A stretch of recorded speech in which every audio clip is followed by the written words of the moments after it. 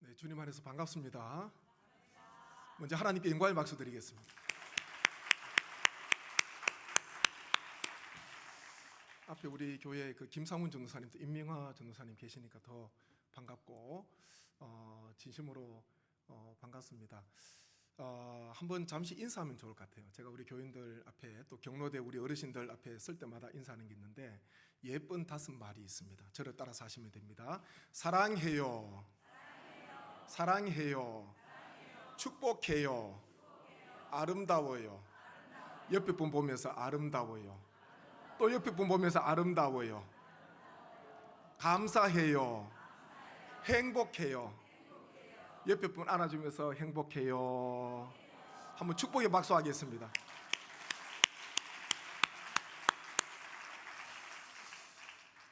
참 부족한 종인데 하나님께서 2000년도 졸업하고 한 24년 만에 공식적으로 모교를 방문하고 오늘 말씀을 나눌 수 있어서 제 아내와 내려오는데 얼마나 마음에 감동도 있고 참 세월이 흘러갔다 그런 생각도 들었습니다.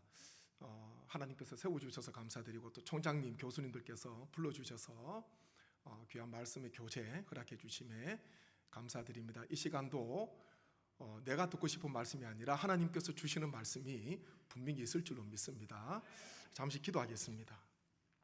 아버지 하나님, 심히 부족한 종을 부르시고 그동안 부족하지만 하나님의 뜻 가운데 쓰임받게 하시고 24년 만에 모교를 방문하여서 말씀의 교제 허락해 주심에 감사드립니다. 베풀어 주신 하나님의 은혜를 함께 나눌 때에 이 시간 하나님께서 각 심령 가운데 오셔서 마땅히 들어야 하는 말씀 듣게 하시고 결단해야 되는 말씀 결단하게 하시고 내가 취하고 버려야 될 것 깨닫는 은혜의 시간 되게 하여 주옵소서. 예수님의 이름으로 기도하옵나이다. 아멘. 영남신학대학교는 제가 참 사랑하는 모교입니다. 이제 고등학교 졸업하고 이제 93학번으로 20살에 학교에 처음 오게 됐는데요. 그때는 성지동산 그렇게 많이 불렀습니다. 봉해골 성지동산 그렇게 불렀는데 목회자 양성을 위해서 우리 영남 지역뿐만 아니라 한국과 세계 열방을 위해서 이날까지 하나님께서 크게 쓰시는 것 너무나 감사하고 또 특별히 영남신학교를 통하여서 신학대학교를 통하여서 여러 많은 좋으신 목회자 선교사님 또 주의 일꾼들을 그때마다 배출할 수 있도록 하나님께서 은혜 주심에 너무 감사합니다. 제가 내려오면서 보니까 이런저런 생각이 났습니다. 그때는 지금은 이제 교수님 연구동으로 제가 들었는데 남자 기숙사였거든요. 그 자리가 그 건물 위에 보면은 동산이 있었는데 아마 지금도 있지 않을까 싶은데요. 거기에 가서 산기도도 많이 했었어요. 제가 기숙사 생활하면서 이 따끔씩 올라가서 하나님 앞에 기도하고 뭐 나지막하니까 밤에 가서 기도하고 기도 제목이 있으면은 엎드렸던 기억들이 있습니다. 지금은 이제 오른쪽 쪽에 다 이렇게 텄는데 제가 있었을 때는 그 통유리로 되어 있었습니다. 그리고 안에 신발을 벗고 들어갈 수 있는 방이 있었는데 제가 전도단 활동을 하면서 전도대 활동을 하면서 지금도 기억나는 것은 금요일 밤마다 저기에서 혹은 우리 전도단 멤버 가정에서 철야를 했습니다. 철야를 하고 그리고 그 다음 토요일 기도로 무장하고 난 뒤에 인근 대학교 캠퍼스 전도를 갔습니다. 대구대학교 효성 가톨릭대 그 당시 이름이 영남대학교 캠퍼스 전도를 사역리를 가지고 가서 전도하고 또 한 번은 거지 전도 여행이라고 구룡포 쪽에 정말 주님의 그 제자들에게 명령하신 것 다른 거 가지지 말고 가라는 거죠. 그 말씀 한번 순종해보자 싶어서 정말 전대 아무것도 가지지 않고요. 그 멤버들이 기도하고 구룡포 지역에 전도를 하는데 그냥 길 따라 가는 거예요. 가다가 혹시나 다리가 아픈데 차가 있어서 태워주면은 트럭이라도 타고 가고 아니면 걸어가면서 옆에서 일을 하거나 사람들 만나면은 전도를 하게 됩니다. 그리고 날이 저무게 되면은 그래도 잠은 자야 되잖아요. 가다가 보이는 교회에 하나님께서 오늘은 이 교회에 신세를 져라 그런 뜻으로 알고 처음 보는 교회잖아요. 가서 목사님을 뵙고 여차차 신학교 영신 학생인데 저희가 전도하러 왔는데 오늘 이 교회에서 좀 묵으면 되겠습니까? 아무것도 준비 안 하셔도 괜찮다고. 그때가 여름이었으니까 이불도 필요가 없어요. 그렇게 해서 근데 요청하는 교회마다 흔쾌히 해주셨습니다. 시골 교회니까 새벽 기도가 얼마나 이릅니까? 4시 반이잖아요. 4시 반. 저희 교회가 지금 새벽 기도 5시 하는데 언젠가 저희 풍기에 소수소원이 있거든요. 우리나라 최초의 사립대학입니다. 예. 요즘으로 치면은 그 소수소원 가서 박물관을 보게 되는데 이 선비들이 언제 일어나냐. 영주는 선비의 도시거든요. 안동은 유교의 도시고. 그래서 선비들이 언제 일어나냐. 일과표를 보니까 새벽 2시에 기상을 했더라고요. 새벽 2시에 기상을 해서 아이디어 메모를 하고 할애하고 인사하고 그거 보는 순간 이 영주에 사셨던 선비들은 새벽 2시, 9시에 취침을 해서 새벽 2시에 일어나는데 그거 보니까요 새벽 기도 5시, 4시 반이 이런 게 아니에요. 학문을 하는 선비도 새벽 2시에 일어났는데 주의 사명을 감당하는 목회자, 주의 일을 감당하는 우리는 일어나야 된다면 더 일찍 일어나야지요. 그거 보면서 위로를 받게 됐습니다. 그래서 그 당시에 시골 교회 가서 요청을 하고 이제 잠을 자잖아요. 밤에요.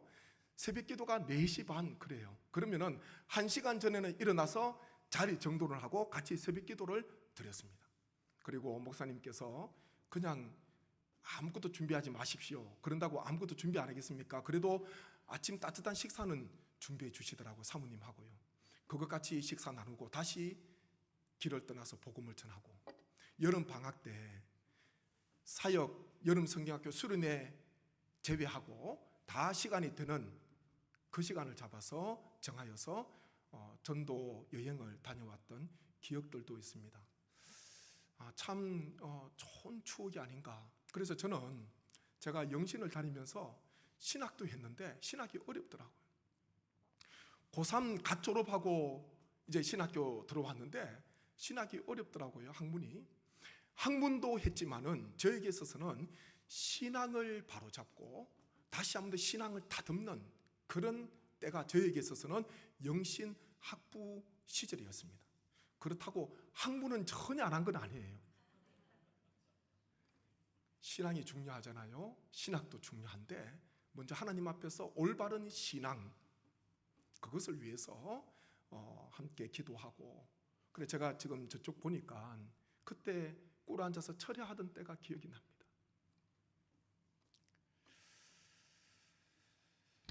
제가 신학교 올라오니까 어느 분이 저에게 그런 이야기를 하셨어요. 그 당시에 서울에 모 교회가 크게 부흥하고 있었거든요. 그분은 저희를 위해서 그런 말씀을 했습니다.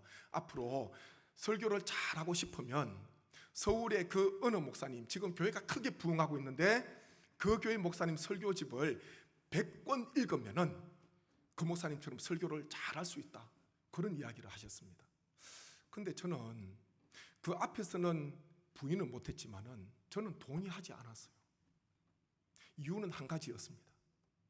그 목사님은 그 교회에 필요한 말씀을 하나님께서 주셨고 부족하지만 앞으로 어디에서 어떤 목회할지 모르지만은 하나님께서 불러주셨다면 저를 통해서 하나님께서 메시지를 주시지 않을까?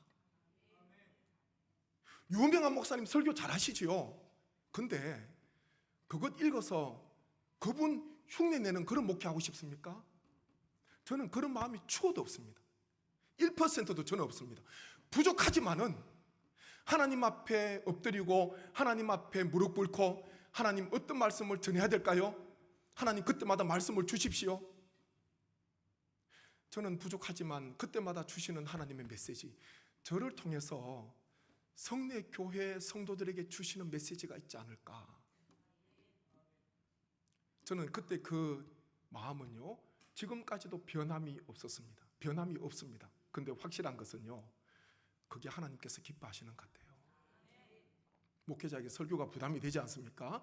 근데 설교의 시작은 내가 본문을 넘기면서 이번 주 어떤 말씀을 전할까, 내 편한 대로 아니면 내 임의대로 본문을 정해서 준비하는 것이 아니라 저의 설교 시작은 하나님 이번 주일 어떤 말씀을 전해야 될까요? 제가 새벽에 그 기도를 많이 합니다. 담임을 나와 보니까요, 부목사는 제가 서울의 장석교회 박영근 목사님, 제가 장석교회 청빙받아서 가니까 선임 목사님이시더라고요. 박영근 교수님. 그래서 거기서는 뭐 부모사님들이 많으니까 설교 횟수가 적은데, 제가 그때 있으면서도 언제든지 모르지만 언제든지 하나님께서 저를 부족하지만 단독 목회로 보내주시면은 설교를 해야 되잖아요. 설교를 해야 됩니다. 담임 목회자가 강단을 지켜야 되지 않습니까? 그러면은 설교 횟수가 많을 건데 이거 어떻게 해야 될까 고민을 했던 적도 있습니다. 근데 내려와서 하나님께서 말씀을 주시는데요, 그때마다 말씀을 주세요. 그게 주님과 동행하는 거더라고요. 저는 그때 그분의 조언을 저를 위해서 말씀하셨겠지만 저는 동의하지 않았습니다. 제가 늘 마음에 경계하는 인물은 두 인물이 있습니다. 하나는 서게와의 7 아들입니다. 겉으로 보기는 바울의 말하고 똑같습니다. 바울도 예수 그리스도 이름을 의지하여서 선포하잖아요. 귀신을 쫓아내기도 하고 병든 자를 고칩니다. 서게와의 7 아들도 이것만 있으면 되는구나, 그냥 바울이 전하는 예수님 그거 그냥 듣고 그 음성 따라서 하지 않습니까? 오히려 귀신에게, 악귀에게 부끄러운 일을 당하게 됩니다. 경건의 모양은 있었지만은 능력이 없었습니다. 서게와의 7 아들, 부끄러운 모습 아닙니까? 흉내내는 게 목회가 아닙니다. 어느 교회에서 이런 프로그램 하니까 잘 되더라, 어느 교회 표를 내년에 이렇게 정했더라. 죄송하지만 저는 부족하지만은 제가 사역 성례교회 내려와서 그렇게 해본 적은 한 번도 없는 것 같아요. 연말 되고 하면은 그때마다 하나님 앞에, 하나님 어떤 표를 정해야 될까요? 제가 내려와서 19년도에 내려와서요, 1년 동안 저희 목사님께서 정해놓으신 표하고 20년, 21년, 22년, 23년 작년까지 표 하나를 했습니다. 그 표는 같이 한번 해주시죠. 변화로 미래를 준비하는 교회. 2020년 당회를 정책당에 준비하는데 그때 코로나 오기 몇 개월 전입니다. 그때 하나님께서 새벽에 이런 감동을 주셨습니다. 변화로 미래를 준비하는 교회. 이 표를 가지고 4년을 했습니다. 저는 우리 교인들에게 매년마다 표 저는 바꾸지 않습니다. 표만 매년마다 바꾸면 어떤 의미가 있습니까? 그거 다 기억합니까? 표만 바뀌지 아무것도 바뀌지 않는다면 그건 소리나는 울리는 꽹과리가 되고요, 구리밖에 안 되는 것입니다. 표를 정했으면 그 표가 성취되기까지, 그래서 교인들에게도 제가 이 변화로 미래를 준비하는 교회, 이거 제가 언제까지 할지 모르겠습니다. 하나님 감동 주실 때까지 4년 동안 외쳤어요. 그리고 리모델링 작년에 완공하고 난 뒤에 올해 표를 드디어 바꿨는데 믿음으로 행진하는 교회로 정했습니다. 같이 한번 하시죠. 믿음으로 행진하는 교회.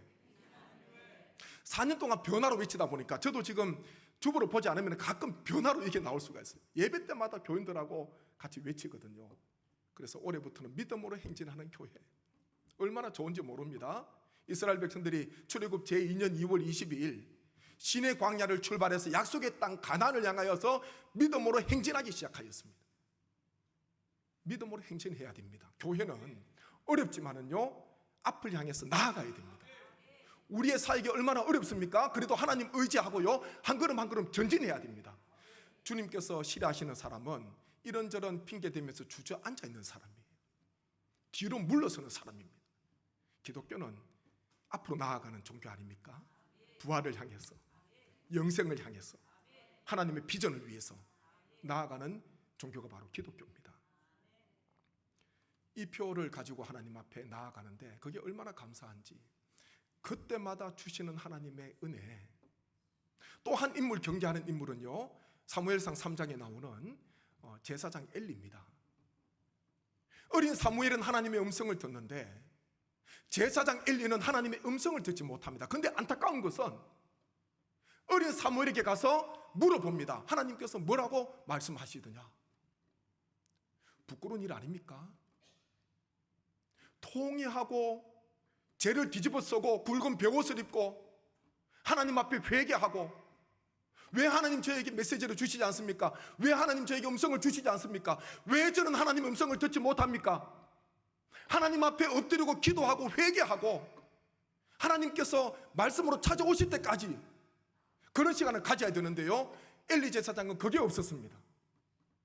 영적으로 어두워져 있으니까 얼마나 부끄러운 일이에요.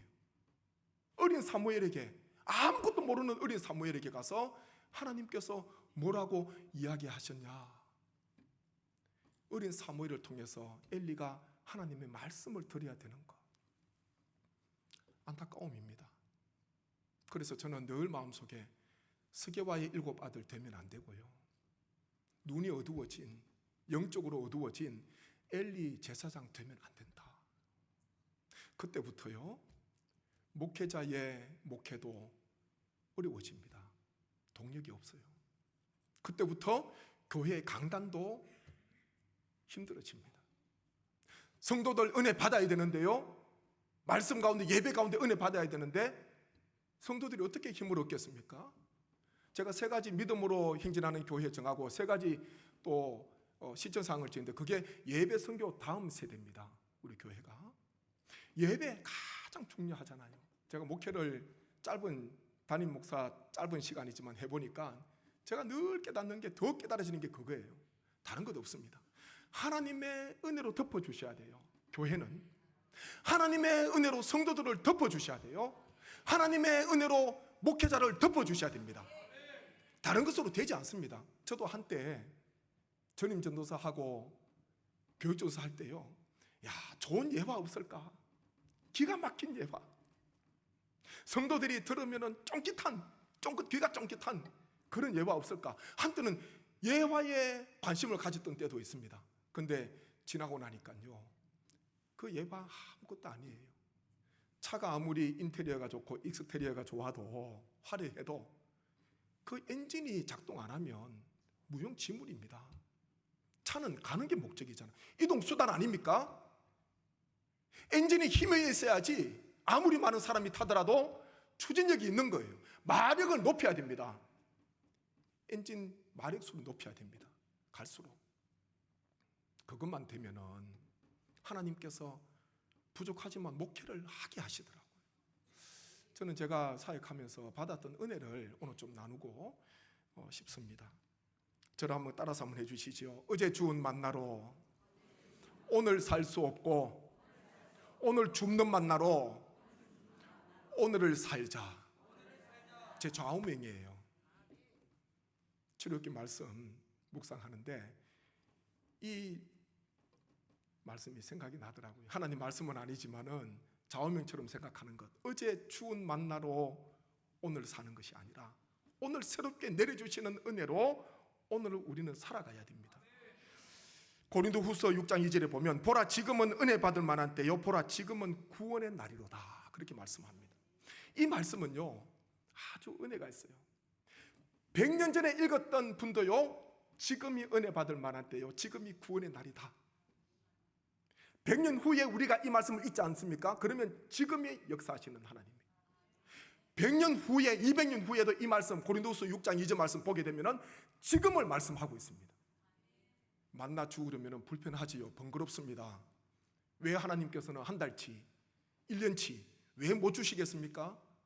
그런데요, 매일마다, 안식일 전날은 빼놓고요, 제외하고는 매일마다 가서 해가 뜨기 전에 가서 만나를 주오라, 그렇게 말씀했습니다. 그게 새 은혜고 새 양식입니다. 우리는 매일마다 오늘 내려주시는 오늘의 은혜를 받아서 오늘 하루의 삶을 사는 거예요. 이것이 바로 주의 말씀이 내 발의 등이고 내 길의 빛이라는 것. 내 발의 등이지 않습니까? 한 걸음 한 걸음 멀리까지 못 본다 하더라도 그때마다 주님과 동행하는 것, 주님께서 원하시는 것 같아요. 한꺼번에 만나 다 내려주면은 하나님 앞에 엎드려 나와서 하나님 은혜를 구하겠습니까? 아닙니다. 마음이 해이해지게 되고 이제는 만나 내가 많으니까 이거 보게 되고 하나님 찾지 않습니다. 근데 광야에서 하나님 내일도 만나 내려주셔야 됩니다. 내일도 내려주셔야지 우리가 살아갈 수가 있습니다. 욕심 있는 사람은 내일 죽지 않으려고 간직했지만 간수했지만은 벌레가 생기고 냄새가 나지 않습니까? 먹을 수 없는 거예요. 하나님께서는 지금 역사하시는 분이시고 지금 은혜를 베풀어 주시는 분이시고 이것만 마음속에 품고 있으시면은 다른 환경, 다른 역경 문제가 안 됩니다. 하나님께서 역사하시고 하나님께서 우리의 길을 환한 빛으로 인도해 주실 줄 믿습니다. 그래서 저는 어느 목사님 흉내내고 싶은 마음 전혀 없고요. 제가 잘나서 그런 게 아니라 교만한 마음도 아니라 저는 목사님들의 설교를 잘 듣지 않습니다. 책도 제가 설교집을 잘 읽지 않아요.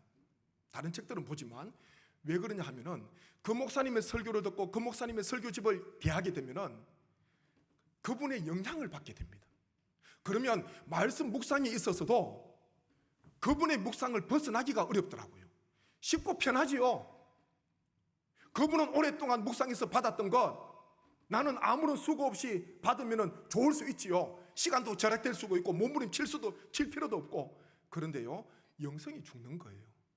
그래서 저는 교만한 마음이 아니라 다른 목사님의 설교나 짬짬이 듣는 건 있지만은 다른 목사님의 설교나 다른 목사님의 설교집을 저는 대하지 않으려고 하는 게 저를 위해서 그분의 영향을 제가 받지 않고 하나님께서 저에게 주시는 부족한 종이지만 저에게 주시는 메시지를 제가 붙들고 묵상하고 전하기 위해서. 주일이 얼마나 빨리 다가옵니까? 주일은요 정말 빨리 다가오는 것 같아요. 이번 주일날 하나님께서 어떤 말씀을 주셔야 될까? 근데요 6년 동안 부족하지만 하나님께서는요 그때마다 말씀을 주셨어요. 그게 은혜고요. 그게 하나님 안에 거하는 목회자의 모습입니다. 그렇기에 다른 쪽으로 한눈 곁눈 팔 시간이 없어요. 주일이 다가오잖아요. 그러면 교인들은 얼마나 기대하고 오겠습니까? 가장 불쌍한 교인 어느 분이 이야기하더라고요. 작은 교회도 아닙니다. 시설이 안 좋은 교회도 아니에요. 가장 불쌍한 교인은요 예배 은혜 받지 못하는 교인, 가장 불쌍한 교인입니다. 가장 불쌍한 목회자, 작은 교회 목회하는 게 개척교회 목사님이 아니에요. 하나님의 은혜를 받지 못하는 목회자, 가장 불쌍한 목회자예요. 목회자가 앞에 선 목회자가 하나님의 은혜를 받지 못하는데 교인들의 은혜를 받을 수 있겠습니까? 그거는요 욕심입니다. 부족하지만 하나님 앞에서 몸부림치고. 제가 주일 새벽마다 기도하는 게 있습니다.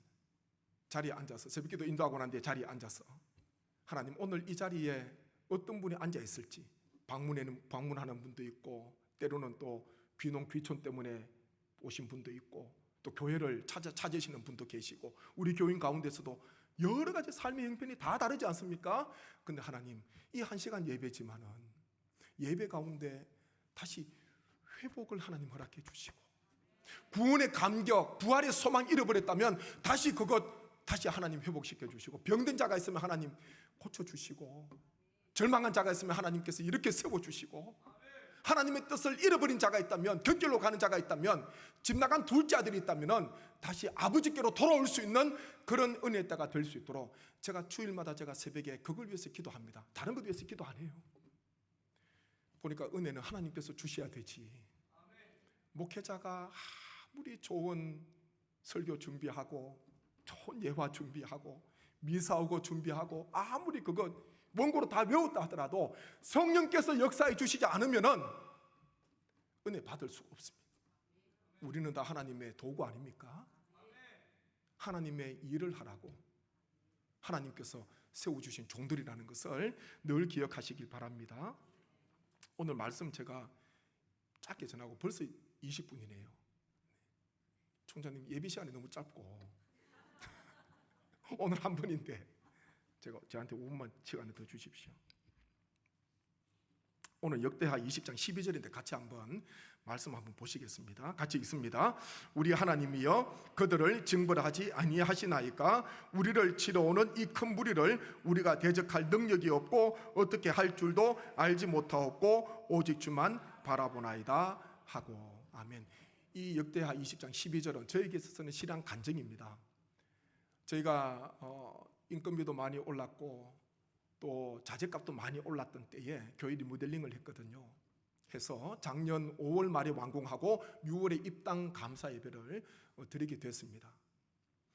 새벽기도하고 내려왔는데 하나님께서 특별 새벽기도회에 대한 마음을 주셔서 제가 리모델링 위원장 장로님 전화를 했습니다. 아침에 전화를 해서 장로님 지금까지 준비하신 것 그대로 중단을 해주시고 하나님 이런 감동을 주시는데 한 달만 저에게 시간을 주십시오 요청을 했습니다. 장로님께서도 준비하셨던 것 딱 중단을 하셨어요. 장로님 한 달만 시간을 주시고 제가 특별 새벽 기도회 준비해서 온 성도가 함께 같은 말씀 붙들고 같은 말씀 기도하면서 하나님 앞에 엎드리는 시간, 오직 주만 바라보는 시간 하나님께서 갖기를 원하시는데 한 달 시간 주시지요. 그래서 제가 말씀 준비하고 7일 특별 새벽 기도회를 했습니다. 근데 그 바쁜 철에요, 새벽에 이런 시간인데도 교인들이 많이 나오셨어요. 함께 7일 동안 부르짖었습니다. 놀라운 일이 일어납니다. 물론 그전에도 준비는 했지만은 어려움이 있었거든요. 근데 특별 새벽기도 하고 난 뒤에 6개월 동안 본격적으로 준비하고 6개월 동안 공사했습니다. 하루도 쉬지 않고 공사를 했는데 모든 일이 순조롭게 다 결정이 되는 거예요. 그리고 중요한 결정을 할 때마다 하나님께서 가장 좋은 길로 인도해 주셨습니다. 우리 김상훈 전사님, 임명환 전사님 잘 아실 겁니다.